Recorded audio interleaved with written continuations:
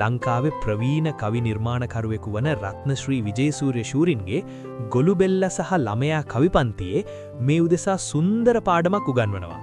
ඔබල් බලන්න, ඒ පාඩම ඔබේ ජීවිතයට ගලපා ගන්න පුරුවන්ද කියලා. ඔන්න ළමයා දකිනවා පුංචි ගොළුබෙල්ලෙක් මලක්වත් නැති උස ගහක් මුදුනට හිමීට යන්න පටන් ගන්න හැටි. මේ පොඩි ළමයාට මේක හරිම ප්‍රහේලිකාවක් වෙනවා. මෙතරම් පොඩි ගොළුබෙල්ලෙක් කොහොමද මේ විශාල ගහ මුදුනට යන්නේ කියලා. මෙයා ගොළුබෙල්ලගෙන් අහනවා. ගොළුබෙල්ලෝ ඔහොම ගියාට පුළුවනිදෝ ගහ මුදුනට යන්න ඔයාට.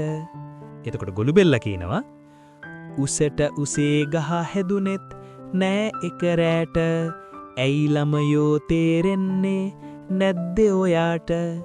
ඒට අහගෙන පොඩි ළමයා ගහ උඩ බැලුවා. මේ ගහේ කිසි මලක් පියෙන්න නෑනේ. ඒ නිසා ආයෙ පොඩි ළමයා අහනවා. කොළ විතරයි ගහ පුරාම මල් නෑ පාට වෙහෙස් වෙලා මොකටද ලස්සන නැති දෙයට. එතකොට ගොළුබෙල්ලා මේ ළමයාට දෙනවා යම් උපදේශයක්. එක දවසින් ලස්සන හිමි වෙනවද කාට දලඹු වෙසක් තිබුණා නේද සමනලයාට. එතකොට ළමයාටත් තියෙනවා තව කියන්න දෙයක්. හීන් සැරේ ගාට ඔහොම ගියාත හිස් අතින්ම එන්න වේවි බිමට ඔයාට.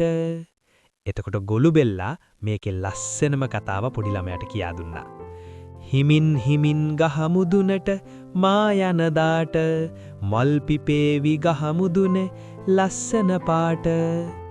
ඉතින් අරගන්න මේ පණිවිඩය ඔක්කොම ඔයාලගේ ජීවිතේට. අනාගත දියුණුවක් වෙනුවෙන් දල්වාගත් සිතකින් ඔබ දැන් තියෙන අංගලක තරම් පියවරක් පවා ඔබ ගැනම සතුටු වෙමින් දැනට ඔබ කරලා තියෙන දේවල් ගැන සතුටු වෙමින් අනුන්ගේ දියුණුව ගැන හදවතින් සතුටු වෙමින් ඒට ආශිර්වාද කරමින් තබන්න. ඔබට හිතේ සතුටින් වාසය කරන්න එය මහත් සේ උපකාර වේවි.